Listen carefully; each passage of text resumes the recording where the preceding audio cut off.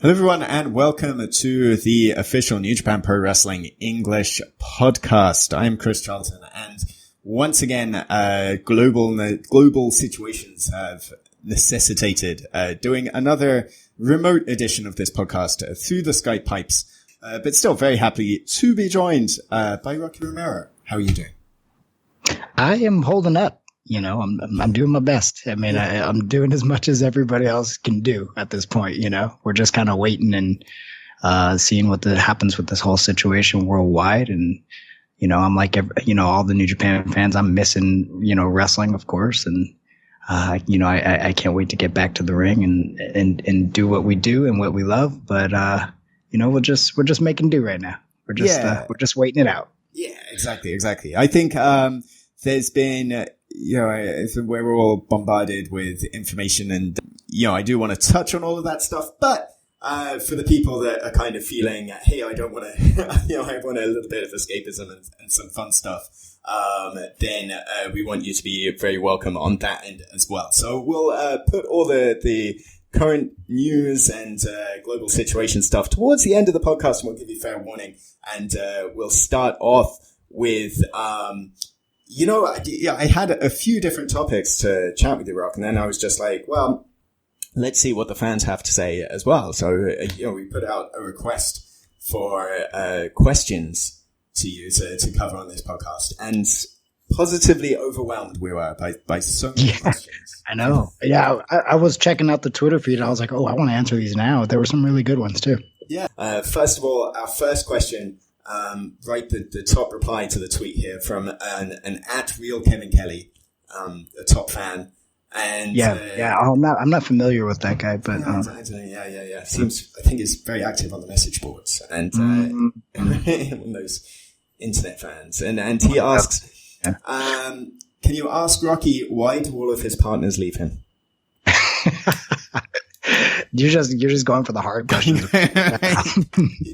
That's a very complex, deep question, and how long do we have? Do we really have the time? I mean, we got as much as you want me. That's true. We have all the time in the world right now. Tiger Torrio usually says he asks the same question all the time. He goes, but it's usually like, "Hey man, why are your partners leave you?" Something like that. And I just simply say, sneaky style. Right. Okay. There's some, you know what I'm saying? And then you could take that however you want. Am I doing something sneaky? Were they doing something sneaky? Yeah. You know what? I don't know. The street. It's a busy. I live on a busy street. I think someone's calling you on your sneaky style. Here comes the sneaky style. Got him. You got it on tape. You're finally busted. Right. Well, okay. But, the time here, do you think on balance, most of that is down to your own sneaky style or have you been sneaked on occasion? I mean, there's been, I've definitely been through my fair share of partners, in professional wrestling. I mean, like the thing with Trent, was, that was just a decision. Like, I think, we kind of had done what we could do, as a tag team. And there didn't really seem like we needed to do anything more. I'm not going to become a heavyweight or anything like that, and he had the opportunity to. And, so, that went down the way it went down. And Kozlov, due to injury, had to, walk away from wrestling. And let's see, who else is there? Davey just, went and did his own thing. And, that situation, once we had lost the belts, when he wasn't able to make it to defend them. That was kind of the nail in the coffin for that. Ricky Reyes, we just had a different, that was just up to how the situations ended up in ROH at that time. And, I was going one way, he was going another way. I started doing Black Tiger in Japan and, so that kind of just fizzled out. Well, so really the only one that's really had my back this whole time is Taguchi. That is. I feel like he's the only one I can really trust, Until now. For now. For now. Because, so Davey Richards. So, I mean, Ricky Reyes, you didn't see him in New Japan that much, right? I mean, like, right. it was... Yeah, like maybe 1 or 2 tours, maybe. Yeah, right.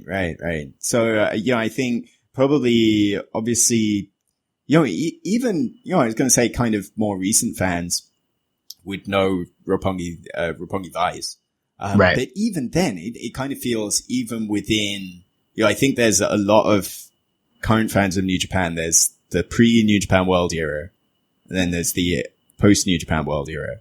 And so, like, Roppongi Vice was towards the start of that New Japan World segment. But I think there's another group of fans that sort of latched on, I want to say from around, say, Wrestle Kingdom 12, Wrestle Kingdom 13, around from there, that only know you for Roppongi 3K, in terms of and the more secondary role that you have with them, right? So right. It is kind of weird. Like you have those partners that you've had are going right down different eras, I think, and different eras of New Japan internationally in a sense, because even before Roppongi Vice, I kind of think like.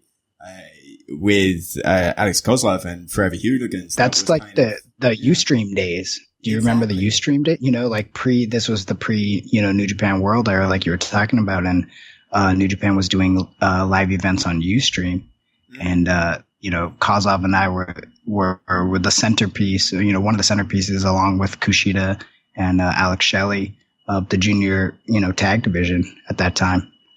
Obviously, Prince Devitt was somewhere in there. Apollo Gogo, like towards the end of it, right?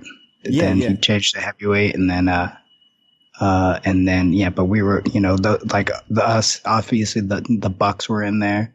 Who else was in there? Liger and Tiger were in there a little bit. They've always kind of been consistent. Who else? I'm trying to think of some names. There was another team that was in there. Oh, Taka and Taichi. And Taichi, yeah. Yeah, I can't forget them. It seems to be a regular fixture on the cards to 2012. But I think that was kind of, again, you speak to not just the Ustream days and a lot of fans coming on at that point, but also, that was the start of the Bushiroad era as well, so I mean, right. There was, and then Davey would have been, so you started teaming in New Japan, 2010? The Super J Tag League, right? Oh, yes. Yeah, 2010 or 2011, one of those. Yeah, late 2010 or late 2011, November. Yeah, November 2010, I think it was. The Super J Tag League, and then from there... You guys went out to Jado and Gato, and I think like it was the semifinals of that tournament, if I remember. Right. And then from there, you both joined Chaos immediately. Like you weren't part of Chaos at the start of that tournament, but you were kind of going forward after that. Do you remember anything of that era, or is this too far back? Like your first steps into joining Chaos? Yeah. I mean, I always had the connection with Chaos, because the connection to Okada, through, Toryumon Dojo, and I wrestled him, in the Young Dragons Cup in 2004, I think. And that's like, just to give a quick thing, that's like Ultimo Dragon's Toryumon Dojo. He has this cup where it's basically like a Young Lions Cup, So, I wrestled Okada in the first, or I think the second round. And, I beat him. So, the only singles match that we've ever had, I won. I should point that out. And then, so that's when I met him. And then he came to the LA Dojo later. But then Shinsuke was always the consistent person, from Chaos that was in my life, from day one, 2002 training in the LA Dojo. And then, obviously, me and Yano were actually really tight friends during my Black Tiger run. Because we're not too different in age, 3 or 4 years or so, but we used to always hang out. He'd always take me drinking and stuff, like all over Tokyo. So we actually became really tight, and so there was that connection as well. And then Jado Gato, kind of a little bit, not much, but just a little bit, and because they would ride the same bus as they would always ride the foreigner bus, basically, for almost their whole career. So we had some kind of interaction there. But so I mean, I always felt like Chaos was close in some kind of way. So it kind of just made sense. And I think a lot of it had to do with just Jado Gato finally, I think, wrestling against us, Davey and myself, and just being like, oh wow, these guys might be like the new Jado Gato, like that filled that kind of position or role. So I think that's why we were kind of recruited in, and then obviously with the other things that I just mentioned, And then after that, Alex Kozlov, who am I right in saying you guys were connected to Mexico? Well, we were connected through the dojo first, LA Dojo. So originally I trained at the Empire Wrestling Federation, which is a local small independent company in Southern California. We have the same first coach that basically broke us into professional wrestling, and but he was maybe 4 or 5 years after me, So, but we had that connection. I ended up kind of scouting him because I saw him at a local event for this company, Empire Wrestling Federation, and I said to Jesse Hernandez, who was my first coach, I said, "Oh, that guy looks really good. He should come down and train at the dojo." So then basically that was kind of like his in. He came and trained. He was really impressive. And they sent him, the dojo ended up sending him, or New Japan ended up sending him to CMLL.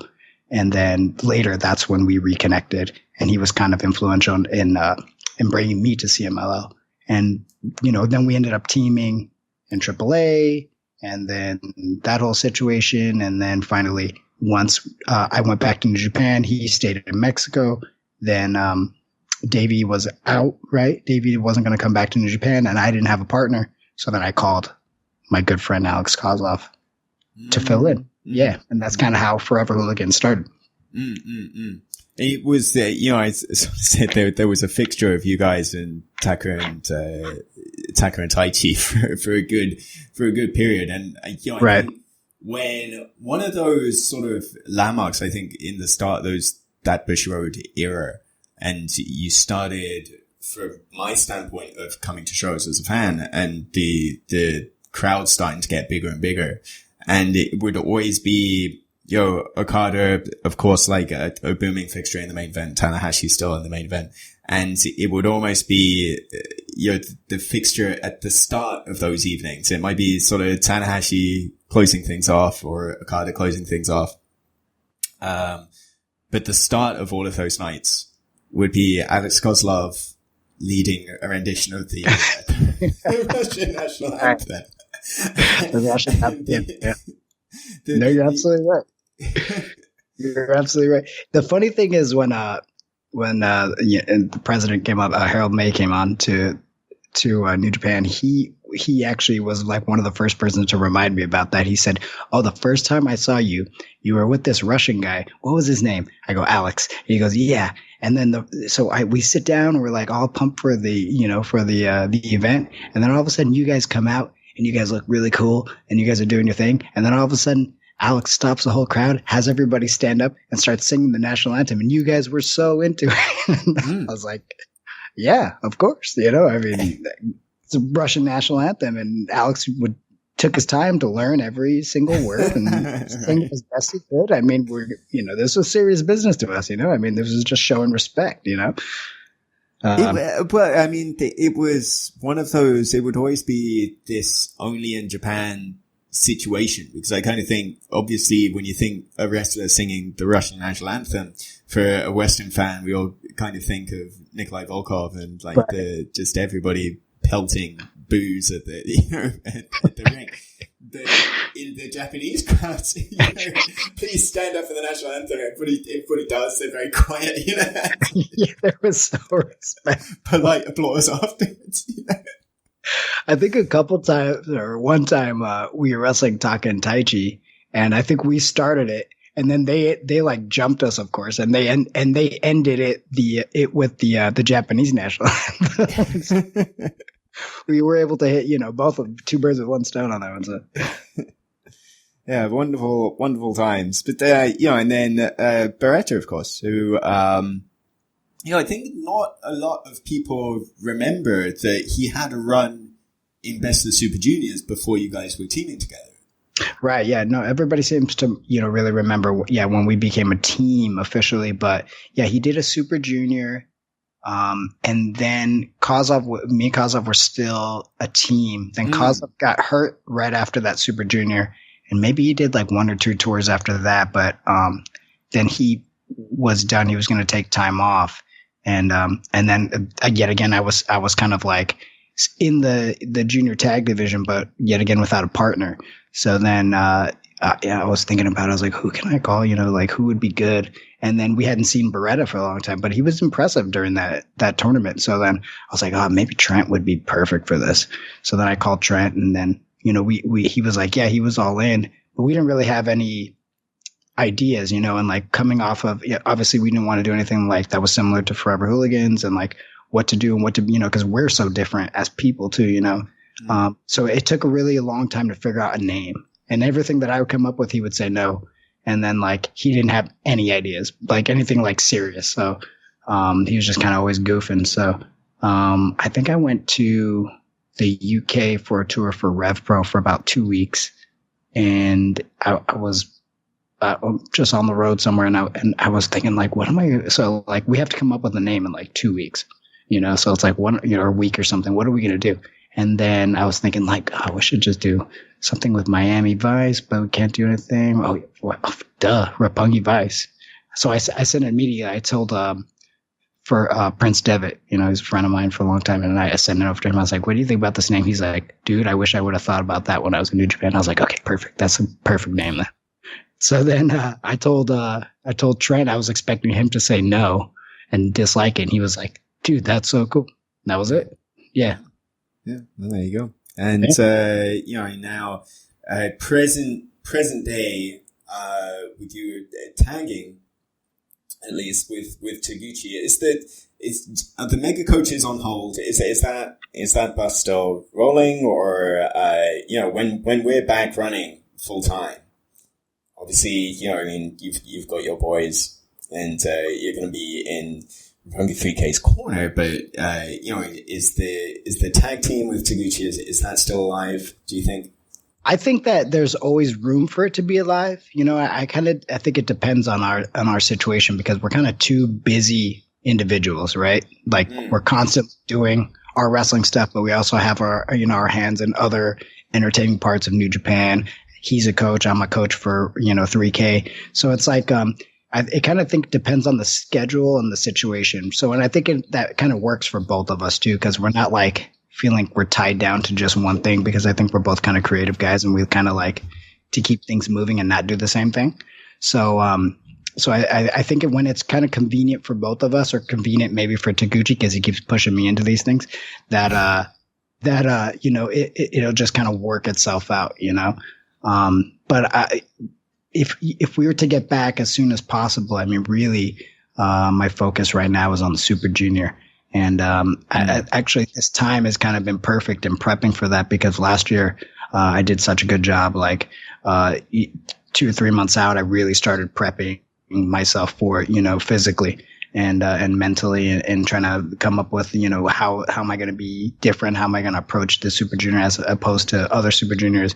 And having this layoff, I really had a fire that was lit from under me. And it's kind of the same thing with this year, especially with the situation is, by the time we come back to wrestling, hopefully it's sooner than later. But if it does happen to be right around Super Junior time, I think it's going to work out great for me, because I'm going to have that preparation, because I've loved working out in my house, to be honest. I'm actually enjoying it, and the focus is there. I can watch wrestling and work out at the same time, and I don't know. It's just been cool. Yeah, there's I think if there's an upside to this, it's a lot of guys that maybe might have a couple of niggling aches and pains that they can get rid of and mentally reset, and everybody's going to be really fired up and ready to go when we are going again. Right. Right. Yeah. And then Hiromu's back too, and that's somebody that I'm extremely interested in facing, and I hope that we'll end up on the same block, at least, just to wrestle against him, and Just because I haven't really had a singles match with him before, and if I had, it was probably when he was a young lion. So I'm definitely interested in mixing it up with him, and I think it would be pretty interesting for the fans too.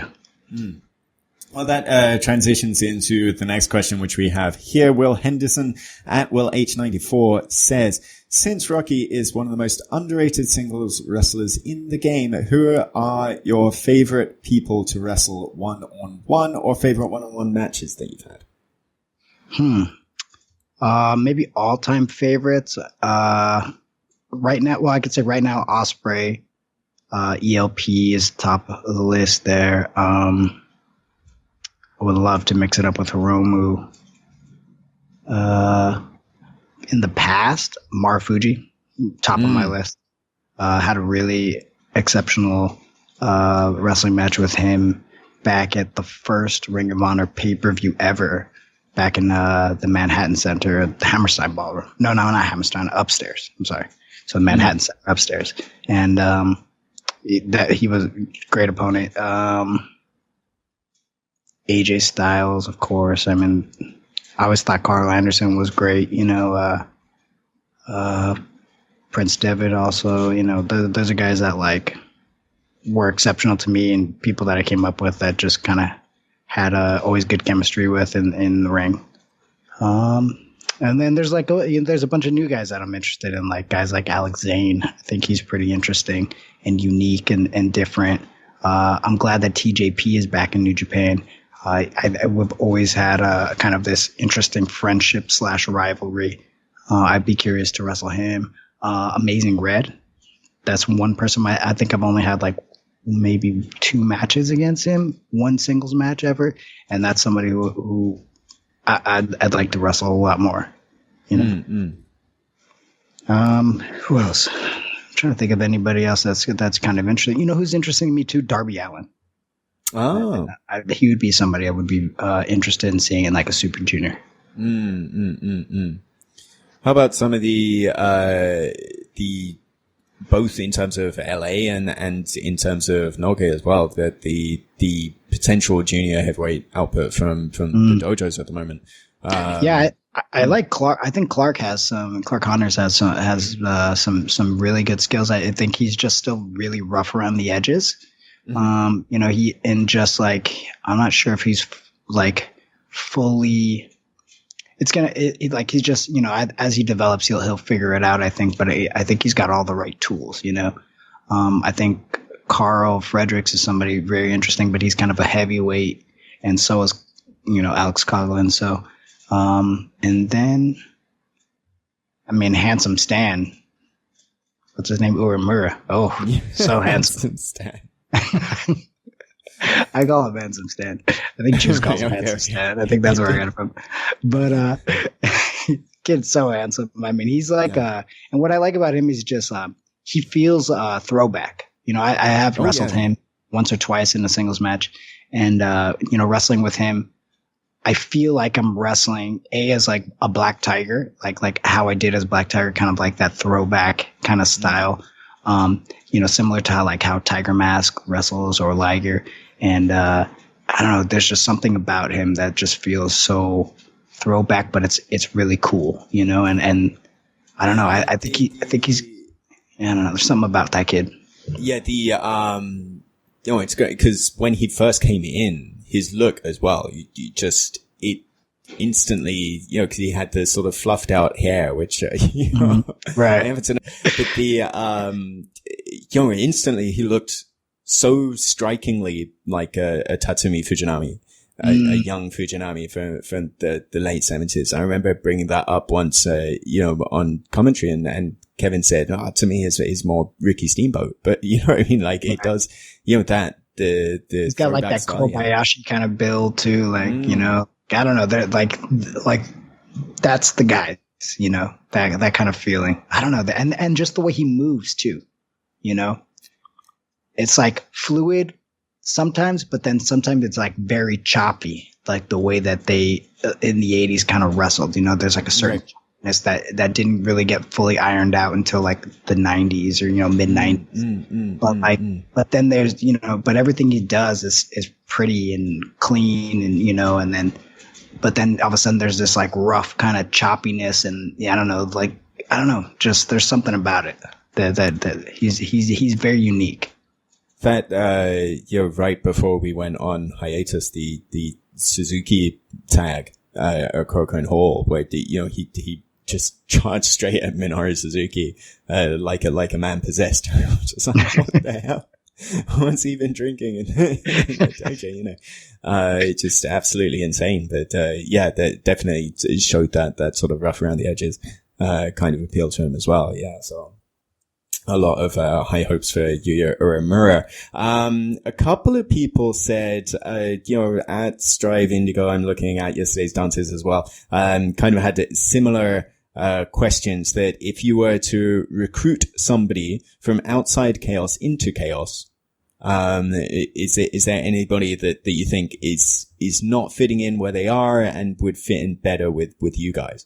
Right off the bat, just thinking like who I would bring into Chaos that's already in New Japan. I mean, first on the top of my list would be Jon Moxley, but I don't know if Moxley would play ball, Yeah, I don't know how much of a team member he really is, That was the Moxley and Okada tag Sapporo.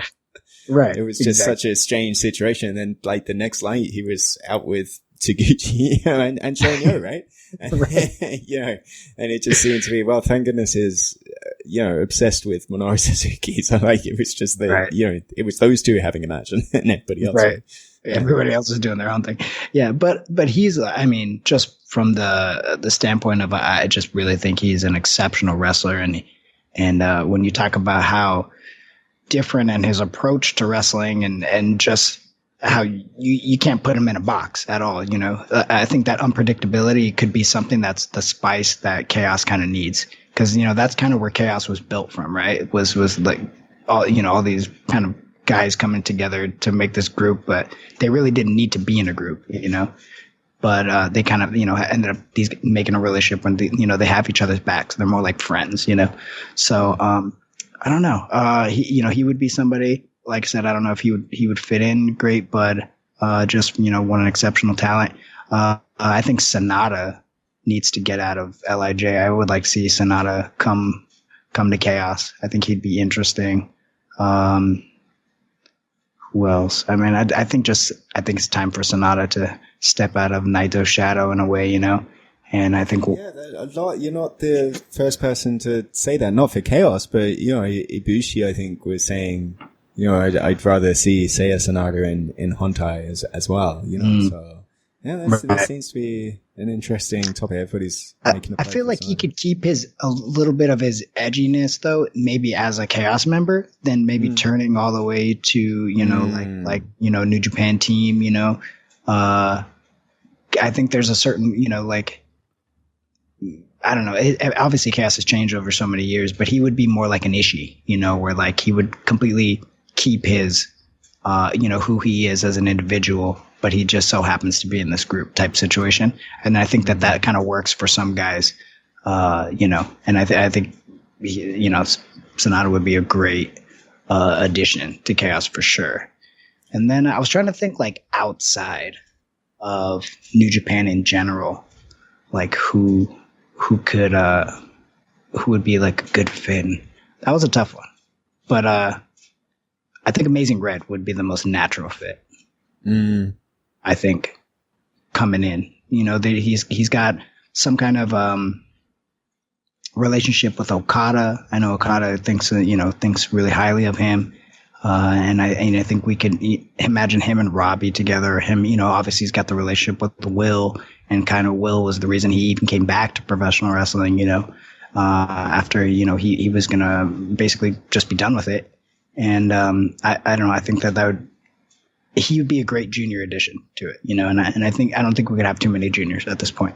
Here's one that I thought would be a fun topic. XCRHO, which Black Tiger from the past incarnations would you have loved to face? Because, I think a lot of those, a lot of the former Black Tigers and, a couple of the other Black Tigers are people that you've kind of got connections to, right? In different ways.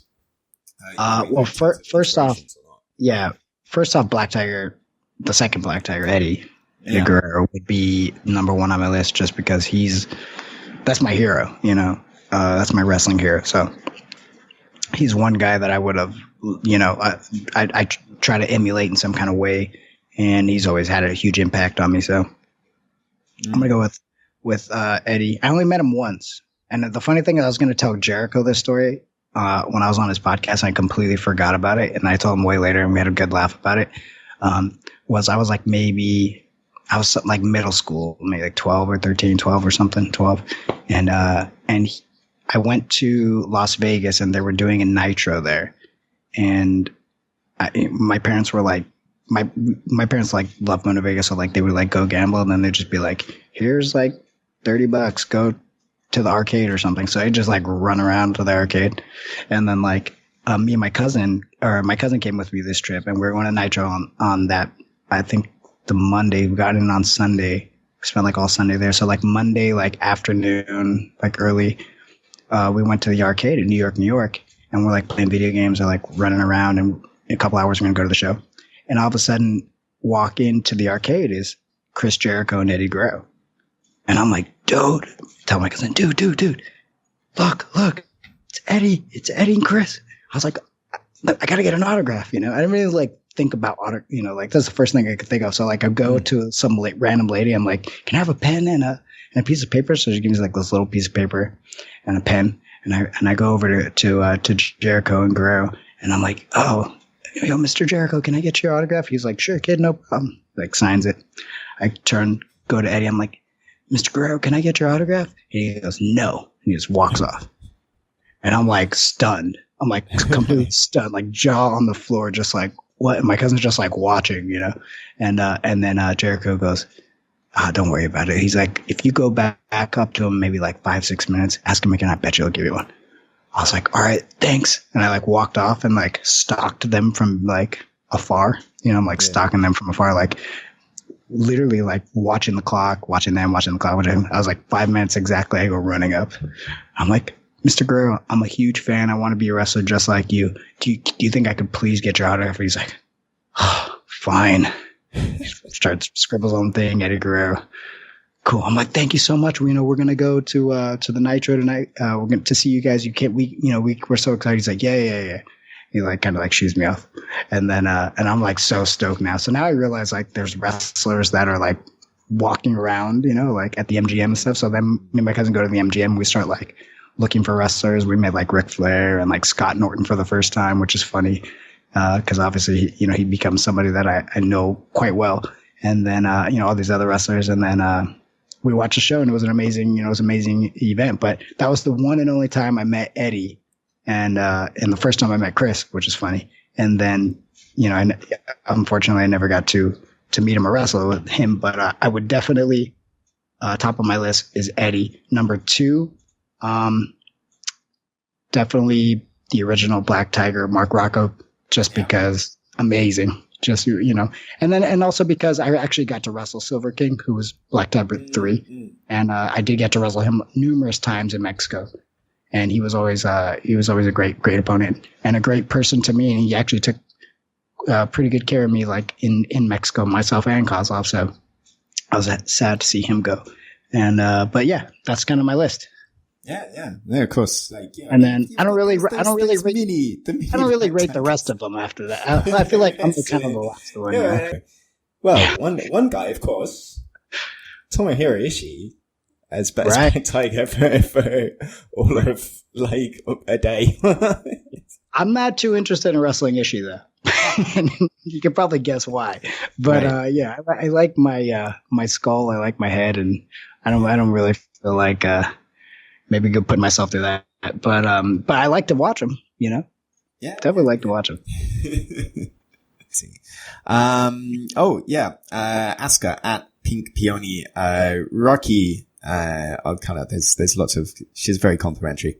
What matches of yours do you want everyone to watch? Now that everybody, has some downtime, an NJPW World subscription has never been more valuable, in terms of all this original content we're putting out on NJPW together, which is great.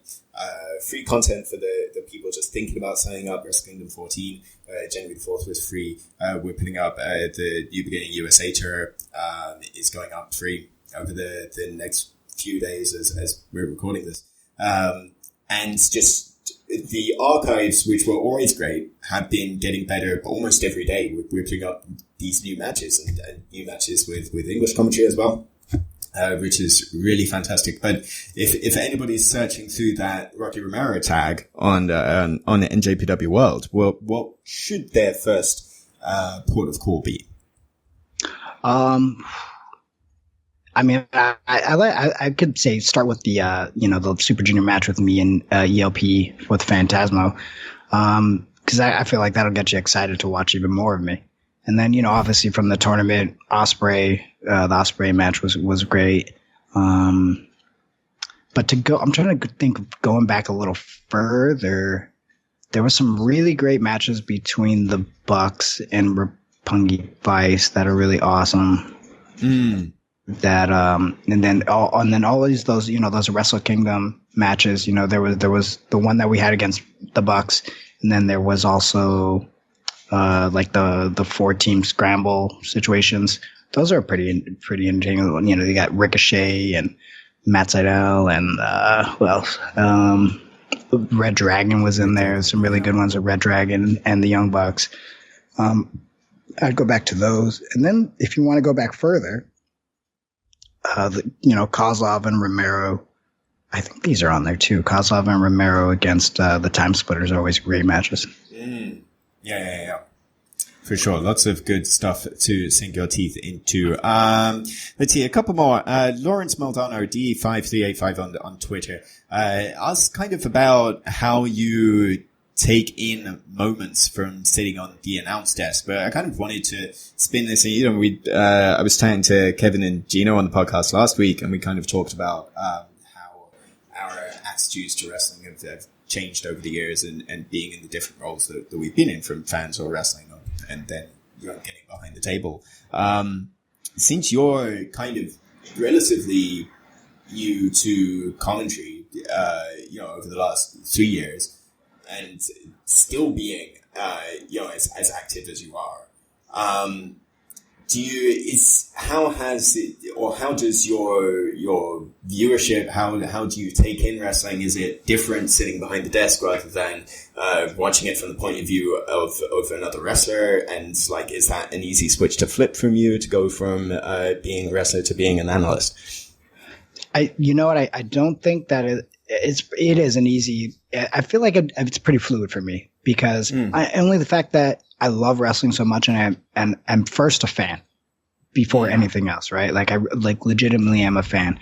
So then a wrestler, then whatever, manager, commentator, etc. But I am a fan. So when I'm watching it, I can't help but to feel excited and feel something about it, So I am watching it. That's why, it's probably so annoying to some fans, but I'm going oohing and aahing with the fans because I can't help it, Right. I really just can't help it. And I'm so engaged and so into it, just as a fan and a viewer watching it. And then I'm like, oh yeah, I should analyze this too. From the wrestler point of view, because that, I'm kind of dissecting it secondary as that, so I'm watching it first as a fan, then dissecting it secondary as a wrestler, I think.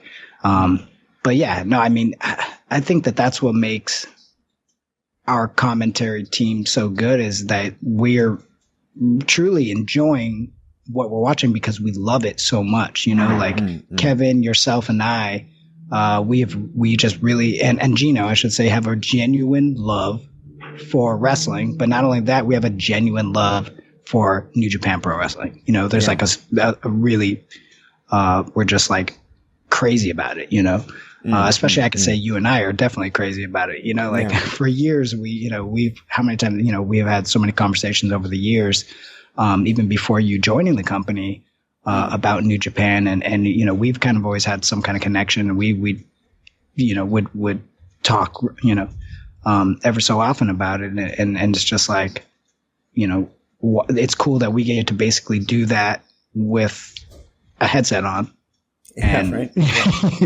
you know, and like do it professionally, you know, for other people like us who just happen to love it, you know? Yeah. So I don't know, it's a pretty awesome job, isn't it? Like it is. That's why we want to get back to it. Right. Exactly. Yeah.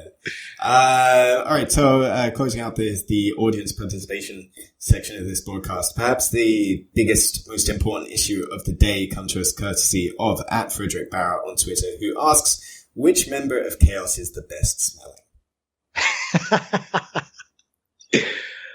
Tomohiro Ishii. Really? Yeah, I know. Yeah. And then I'll say on Hontai, Tiger Mask. Huh. And then LIJ, Sonata. Huh. See, I always think I get because we're, especially in Korakuen Hall, you have, where is usually where LIJ comes out, Suzuki-gun comes out. And, it's Chaos, but it kind of depends. You're kind of more, especially these days, you kind of come out the other side with the Hontai guys. But, you get the waft. Right. From, as they walk by. And it always strikes me from our commentary desk that Evil smells delicious. My memory in the ring, it serves as Sonata being, right. Yeah. Smelling the most nice. Is that ever distracting? In the other sense, you kind of often hear about these stories of Andre the Giant and whatnot, smelling disgusting, or but right. it would be the rib on somebody that's in trouble in some sense backstage that right. Somebody wouldn't pay for 2 days, and then. But is there ever the opposite effect of like you're pounding on someone, you finally got in control, and then there's this momentary distraction of to be honest, you're right. there's been a couple of matches with Tiger Mask where I was like, oh my god, why do you have so much going on? That of like where almost wanting to sneeze, like you put the guy in a hold and it's like so strong that's like goes right up your nostrils, that kind of like where you're like stunned and you feel like you're gonna like sneeze, but like but you're like trying to beat somebody up. So definitely with him. I mean, he does wear a ton of cologne, but he usually smells nice, I imagine, maybe you've got that insight as well of guys that wear masks or have worn masks. And I would imagine like Liger as well had to take particular care in terms of odor and things like that, because bodysuits and masks and everything like that. But I would assume you're more kind of conscious of that smell because you're constantly ensconced in this hot mask and bodysuit and whatnot. No, the funny thing is like, exactly. So like Tiger Mask is a guy who gives, he'll give his laundry straight to one of the young lions to do. And I've seen them so many times in, like a hotel, laundry area, and they're, they've got the whole thing down for him, where they've got his mask, like that's the first thing. It's like hand washed, and they've cut it up, whatever, because they're gonna probably not put that in the washer, right? But I've seen like the outfits. But the funny thing about Liger is he's always a person who doesn't give his stuff to the young lions. So like when you are on the road and you're just like somewhere in the middle of like nowhere, and you go to the convenience store, you're walking back to the only thing around is like this huge hotel, say it's like 6-7 floors or something, and you can see the windows, right? But there's always one window that's like it's like open, and you can see Liger's costume, like already hung up. Like we'll have been in the hotel for 5 minutes, go rush out, to grab something to eat real quick, and then come right back, and it's already up, washed, and like and hanging in the window to get some air, and then probably by morning sunlight, So. Tremendous. Okay, yeah. So, thanks for all of those questions, everyone. This is wonderful, and I think probably it is kind of important. And I think one of the reasons why we've been doing this podcast weekly recently, it's we were usually thinking that the logic when the podcast came back onto the feed was, well, let's go in between tours, and then that way we've got the latest information, we've got more things to talk about, kind of a different guest each time. But I think in the current situation, it's really important that we can speak to you guys, on a regular basis, and have some normalcy in terms of engaging with the fan base, which is important, so right. Thanks for reaching out. Chris, I mean, props to you because you do such a great job with the podcast, and I think it's a great opportunity because people want more of the podcast. I feel like they've always kind of wanted more.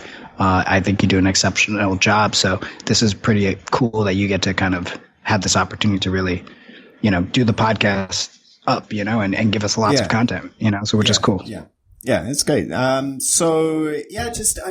this current world that we're living in, and this is something, everybody's kind of taking this crisis in their own ways, and they're handling it in different ways. They've been hit with it in different ways, and really, I was wondering that, whether you can speak to just your experience personally over the last couple of weeks, and how you've been handling it. Because, I think at first it just came to be, okay, well, unfortunately we're having to cancel these events. And then it became kind of, we're having to cancel more events. And now it's kind of having more of an impact on our lives personally.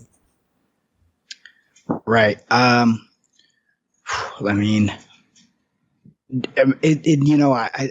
think the way that New Japan has been handling it has been great.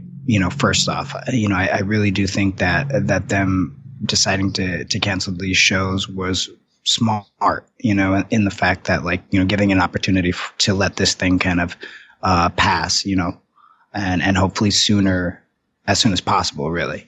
And it just kind of sucks because I was getting geared up to watch the New Japan Cup like everybody else, and I was extremely excited for it. The matchups looked really, really great. The possibilities look really, really great. And it kind of sucked that it was like, oh, okay, this is not going to happen. Okay, so maybe we're going to get it later, and now we just don't know, right? But I hope that it'll still come, the cup itself, just whenever the timing may be. I know there's still we're getting pretty close to the Super Junior, so I hope that doesn't get moved at all, and I hope that stays exactly how it is. And maybe, I hope that we'll be back by then, and then maybe the cup will follow after or something like that. That would be great because I think the cup is so important, in the beginning of the year, to kind of set the stage of what's going on in the heavyweight title position, and then also there's MSG in August. So I feel like, last year that was the kind of setup to MSG, right? Was the cup, the winner of the cup got the bout against the champion, and with those Okada and Jay. So maybe that'll be a similar situation this year. We'll see. I don't really know, but the last couple of weeks have been interesting. I'm thankful that I have I got my two dogs and my wife that have really held me down through all this, because I could probably go a little crazy, a little stir crazy. I mean, especially myself, I've been wrestling and, traveling so frequently for the last 16, 17 years, so to kind of be home is super nice. And it's a great feeling that I don't have to pack a bag or do anything, but it's also kind of you can get a little stir crazy, I feel like too, but they really kind of helped me down. And I've really enjoyed the fact that I get to spend the time that I'm getting to spend with them, because I don't usually get to. So it's been great in that fact. I've been a lot playing with Instagram and stuff, and I'm really pushing out all kinds of fun content and stupid stuff on there. So if anybody wants to interact with me, definitely interact with me on Twitter, of course, but Instagram. And what else? I mean, every time I go to I have to go get supplies or food and stuff. I mean, I'm taking this thing pretty seriously. I got gloves on, masks on. I got hoodie over my head. I feel like I'm going out to The Walking Dead or something, like I'm like prepping myself. Yeah. Yeah. I just think you just can't be too cautious at this time. And why not? I mean, it's Sure. Yeah, why not? So I'm taking it pretty seriously, and I want to, let everybody else know that, like this is the time to take it the most serious, so that this thing doesn't obviously spread anymore, and we can get over the hump with it, and hopefully things will be all right. Besides that, I mean, we were talking kind of earlier. It's like my wife, she's she was like I've basically been in my house for 2 weeks. And this was before the California governor kind of put the shelter in about a week ago or so. So we were already basically doing this a week before that because my wife, her company sent her home to work from home. So then we were just like, maybe we shouldn't leave the house as much as we would normally do. So we kind of just been like completely turning it down. So now it's been like officially 2 weeks for us. And we're going to definitely be in this for like at least another week. And so I'm just going to use this time to prepare. And like I said, for the Super Junior, I'm just treating this as like camp, training camp to get ready for that. And just work on that. Cause I do feel like we'll be back on schedule by then. And I really hope so. And I feel positive about it. So I'm just going to work on that, do that, and definitely interact with the fans online.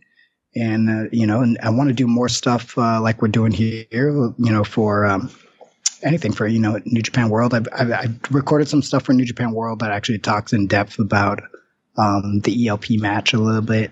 And so I think people are going to really enjoy that. And besides that, I'm looking, other goals is just I'm excited about MSG this year, just for us to be back there and and doing it on our own, without Ring of Honor or anything like that. I mean, it's just a cool testament to bring something, a Wrestle Kingdom style event to the US and like just go all out. I think it's going to be super exciting. I mean, to get onto sort of taking care and training and things like that is, we're hearing a lot of these guys, and I know Okada has said similar stuff, Ibushi has said similar stuff that, I mean, you're, as a wrestler, you're off, but you're not off, right? Because, there's, there's things like this to do, but there's also, you have to be, we don't know, hopefully, we'll be on the next time we have an event scheduled, and then okay, it's all systems go. But or it might be okay, there's the Super Juniors, or it might be so you have to still be in top shape and in kind of different circumstances. I mean, is there anything that you're doing in terms of working out that's different, or in terms of eating that's different than what you would normally do? Well, see, I the crazy thing is like before this thing all started, I was on a really strict diet because I was dieting. I wanted to get ahead for the Super Junior, but I was also about to film a TV show that I can kind of just like. I can't say too much about it because it's not a done deal, and now it's kind of up in the air, so I should wait. But I was about to do a TV show, and do some acting, so I was getting in shape for that, and then as well. And then kind of all this stuff happened. So then I was kind of like, okay, I'm going to be home 24 hours a day, right? So like, how much do I actually diet, and how, or how much do I give, freedom do I give myself so that like, you don't want to go crazy just being like doing strict diets when you're just stuck at home, either. That's like, I feel like that's not good mentally, so, right. So like, I'm kind of figuring that out. Like I'm in the middle of trying to figure that out right now. Like how much do I diet? So like lately I've been kind of doing like 2 or 3 days on dieting, then like kind of 1 day off dieting, 2 or 3 days on dieting, so like I'm basically, and then just kind of keeping track of it, and then working out at home, obviously. So no gym, right? So currently I'm not lifting any weights. But I did get a order from Amazon, a thing called the Body Boss, and they're not a sponsor or anything. This is just something that I wanted to buy, and it's basically got a platform, and it's got a rubber bands and cords, right? And you can change like each of the bands to for more resistance or not. So like this thing, you can do like a whole crazy like 15, 16, 17, 18, 20 different things on it. And it's actually been a lot of fun to use because I'm not doing any kind of weight training with it. It's like purely like just bands. So that's actually super intriguing to me right now. And so I've been using that and just doing like old school dojo workouts where you're just doing like push-ups and squats and, you know, like New Japan style. Like, yeah, like deck of cards and yeah, exactly. Yeah. Like Carl Gotch, you know, workouts, which is great too, you know, because I actually enjoy that. So I plan on coming out of this thing probably a little lighter, more ripped out, you know, than I was, you know, before. So it's actually like good, you know, and that because I've been home and I haven't been on the road, it's been easier to watch what I eat, of course, too. So I don't know, like I'm finding all the positives, you know what I'm saying? Like I'm really, finding all the positives in this whole, you know, scenario and how it's been played out right now. And just trying to stay super positive and trying to, you know, anything that's given to me, I'm trying to like just turn it. Okay. Like how we're going to make this into a positive and just, I mean, I think that's the best you can do in a, you know, a scenario like this. And, you know, what's the saying? You make, you know, life gives you lemons, you make lemonade, right? So I feel like, you know, as much as that we can do and, as much as we can do that for others, you know, in any kind of way, you know, I mean, we're all going to get through this together, you know, and it's for sure. And, you know, we're in it together. I mean, the whole world is in this thing together. So, you know, this is kind of interesting. Like, you know, we were talking about it earlier. I was saying, this is like something that you read in a history book, right? Like you never think that you'll be in a situation like this at all, you know, like you read about it. It's like, oh, the Great Depression or like whatever. Like, I don't know what that even really means. You're just, it's like, it's just words and you remember the stories and like, oh, wow, that sounds like it was pretty bad. But then like, you're actually in this crazy world right now and like this stuff is going on. And it's just like, okay, well, we're all in this together. We're all going to get out of this together. We've been through you know, humanity has been in these kind of situations before. So, you know, we just got to uplift each other, you know, help each other out, do what we have to do, whether it's stay home if we can, or, you know, help each other out in whatever possible way. And we get through it, you know? Yeah. Yeah.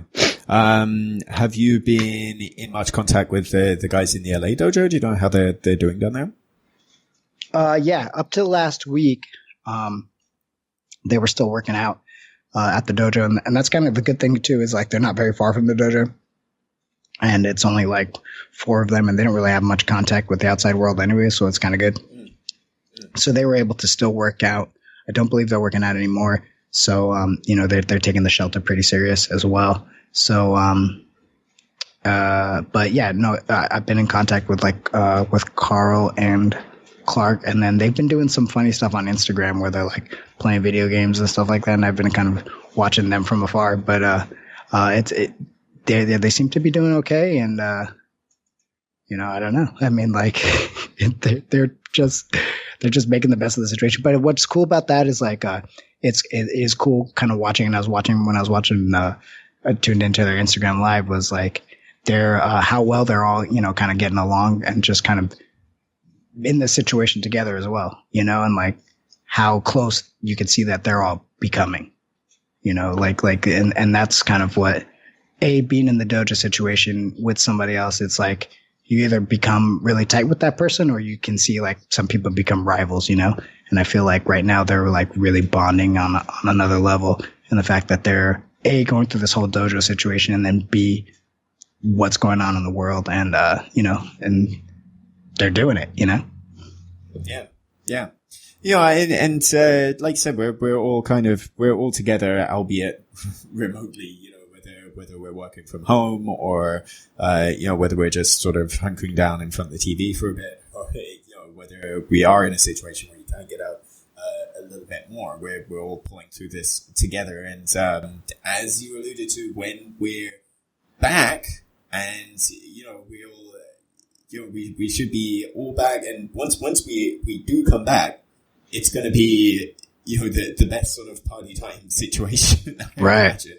Like, you know, hell yeah, let's enjoy, you know, let's live life to the fullest. And, true. Of course, true. When we think about that, then, you know, we think about Madison Square Garden and, Wrestle Dynasty, on August the 22nd. Pre-sale is still going ahead on April the 8th. with general sale on April the 10th. So do register for pre-sale if you're in a position to do so. And, I think that, that's the thing. This is, it's a case of we acknowledge that, life isn't ideal for a lot of people. No, absolutely. Right. But that there is, while we're apart, we can still stay together in a lot of different ways. And that it's important as well to point to a thing and kind of say, once we're behind this, we've got this in front of us to look forward to. And, I think what better thing to look forward to than, Wrestle Dynasty in Madison Square Garden. It really has, all the situations and all the ingredients to be something really, really special. Yeah. Right. No, when I love the way you said that, when you're down, but not out, right? You have to look up and find something that you're going to attach yourself to and kind of focus on and be like, to pull you up, and out of the situation, So I think that's a perfect way to put it. We have so much that's going to happen this year. When it does, the G1, we forgot about that in the fall. We have, the next Wrestle Kingdom is going to be right around the corner too. Time flies. So, we'll get through it, and we've got MSG. We've got, hopefully a bunch of other projects that, for the US that are going to happen this year. And, I don't know. I'm ready for the Super Junior. I'm ready to do it. So let's get on with it. Let's get on. Let's get on with it. Let's do everything we can. So in the meantime, of course, be safe, be responsible. Yes. And, let's get back as soon as we possibly can. Let's do more things like this and any way that we can, entertain the audience, then. Cheers, Rocky. And until next time, Gokigenyo. Sayonara.